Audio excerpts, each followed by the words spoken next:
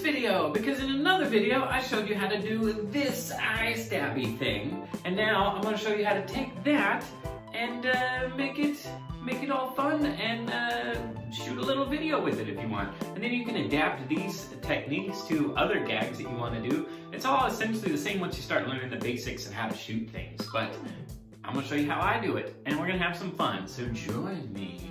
Ooh, ooh.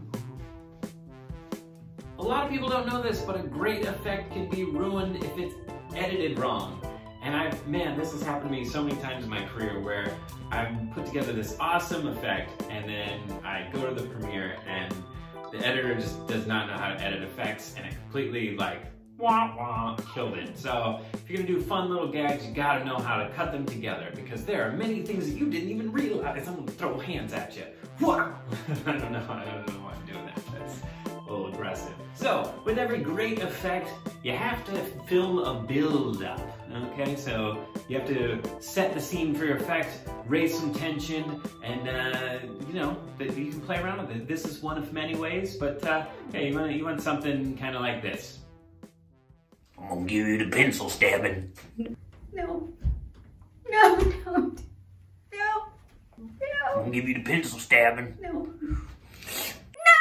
Alright, so we've set the scene. Creepy pencil man gonna stab buxom babe in the eyeball. Okay, now maybe, I don't know, let's throw a little mood music on top of that. You know, really sell the tension aspect. I'm gonna give you the pencil stabbing. No. No. No. I'm gonna give you the pencil stabbing. Great, so now that we got that, now we need the action. So right before your effect, you need a lead-in of an action. A lot of the times, sometimes you'll just see a hand pop up out of frame like this, or a hand go out of frame like that. But also you can do this really cool thing with reverse footage. So this is how we shot the action, and then we're going to reverse it. Okay, so 3, 2, 1. Here. Great, so now we got our action, and so that thing brings us right up to the moment of impact. So now you have to shoot the after effect. Always keep in mind where your hands and everything was in the last frame. So now that my hand is actually like plop, stabbed into her eyeball, then I'm gonna start the next frame with that, and I wanna give it this like visceral, like crank down, and then let it go. So much like this. And then like this time, like sell it afterwards, like, oh my God. Okay. And then, yeah.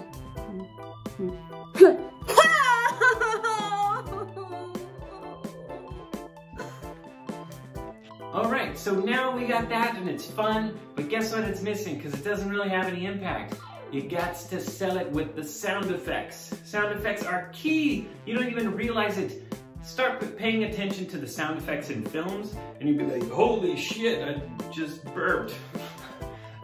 You'll be like, holy shit, that sound is so important. So you gotta time it up. And you could be just like a fraction of a second off, but you know, and it'll just like totally kill the effect. So your sound's gotta hit right at the right time and it's gotta be punchy. And I'm using free sound effects, so they're not the best. If I was actually doing this, I would take the time to make my own sound effects, but I just found some free ones on the internet, and you get what you pay for, right?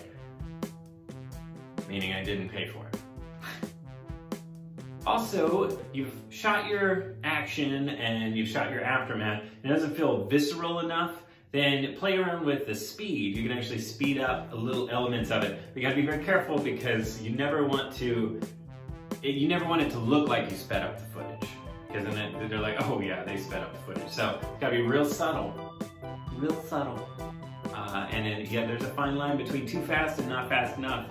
So play around with it, and that just comes with, you know, playing around. I'm gonna give you the pencil stabbing. No. No. No. I'm gonna give you the pencil stabbing.